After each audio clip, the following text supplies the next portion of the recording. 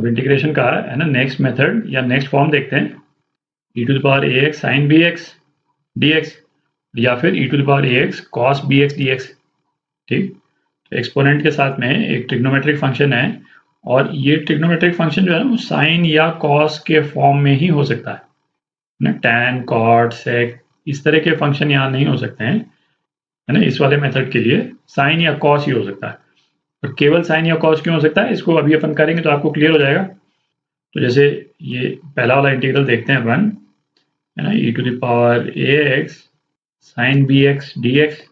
ठीक, तो इसको अपन फर्स्ट फंक्शन मान लें, इसको सेकंड फंक्शन मान लें, इंटीग्रेशन बाय पार्ट्स करेंगे।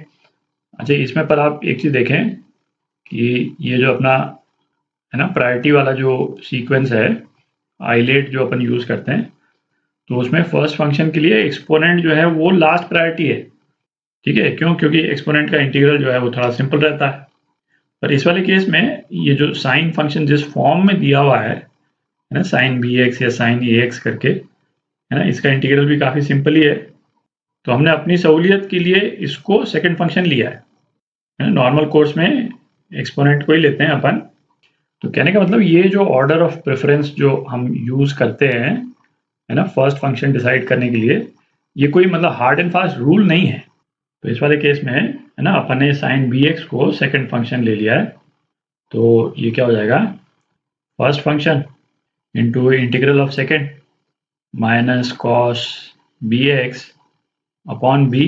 ठीक है, minus integral of differential of first e⁴ax और into integral of second minus cos bx upon b dx, है ना, ये हो जाएगा। ठीक, तो अब इसको देखें, है ना, ये वाला जो इंटीग्रल है यहाँ पे e⁴ax cos bx dx, है ना, साथ में कोई कांस्टेंट है ना, अभी उसको नहीं देख रहे हैं अपन, है ना। इसको आप इंटीग्रेट कीजिएगा तो क्या आ जाएगा, एक कोई टर्म आएगी और उसके साथ में क्या आ जाएगा, integral of e⁴ax sin bx फिर आ जाएगा, दिख रहा है, और साथ में कोई कांस्टेंट होगा, और लेफ्ट हैंड साइड में क्या है अपने पास में, e⁴ax sin bx ही है।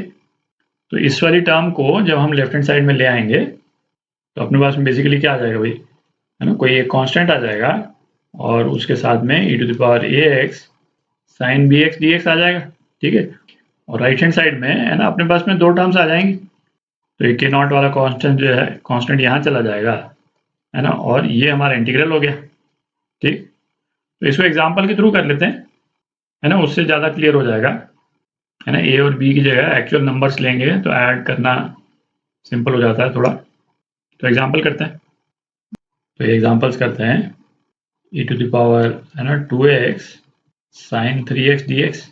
ठीक, तो इसको अपन फर्स्ट फंक्शन ले रहे हैं, इसको सेकंड फंक्शन ले रहे हैं, तो ये क्या हो गया, first function into integral of second, है ना, minus cos 3x upon 3 minus integral of differential of first, है ना, e⁴2x और इसका इंटीग्रल, है ना, cos 3x अपॉन 3 dx। ठीक, अच्छा ये दो माइनस हैं तो ये प्लस हो जाएगा। तो अब ये वाला जो इंटीग्रल है ना, 2 बाहर है इसमें, e⁴2x, 2 नहीं 2/3 बाहर है, e⁴2x cos 3x, है ना, इसको अपन इंटीग्रेट कर दें तो क्या आ जाएगा 2/3, है ना। Again first function integral of second sin 3x upon 3 minus integral of differential of first twice e⁴2x integral of second sin 3x/3, है ना, ये आ जाएगा। तो ये क्या हो गया, है ना, 2/9 e⁴2x sin 3x, है ना, माइनस 2/3 बाहर है और 2/3 इधर है, तो -4/9 हो जाएगा ये। और ये इंटीग्रल, ये तो यही है ना, इसको मैं आई बोल देता हूँ, इस इंटीग्रल को अपन आई बोल देते हैं।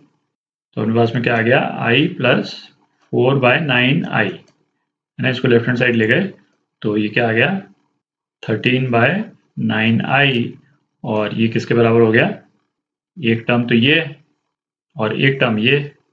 ठीक, minus e⁴2x cos 3x upon 3 plus 2/9 e to the power 2x sin 3x।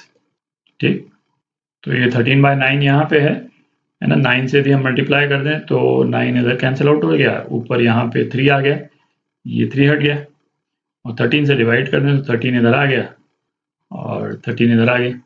ठीक, प्लस सी है ना। तो ये आपका आंसर, ये आपका आंसर। सेकंड पार्ट करते हैं। तो सेकंड पार्ट में आप देखें है ना, इंटीग्रल नहीं है अपने पास में, ट्रिग्नोमेट्रिक फंक्शन है और लॉग फंक्शन है।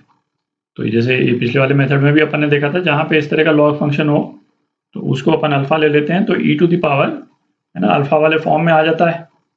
तो alpha is equal to ln 2x है ना, ये ले लेते हैं। तो 2x क्या हो गया, 2x हो गया e to the power alpha, तो x क्या हो गया e to the power alpha by 2 हो गया।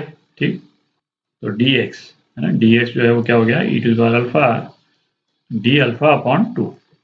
तो हमारा इंटीग्रल जो है वो क्या हो जाएगा, इंटीग्रल है ना cos 3 है ना ln 2x, इसको अपन अल्फा अपन ने कर दिया। ठीक, और dx की जगह पे क्या है e to the power alpha D alpha upon 2।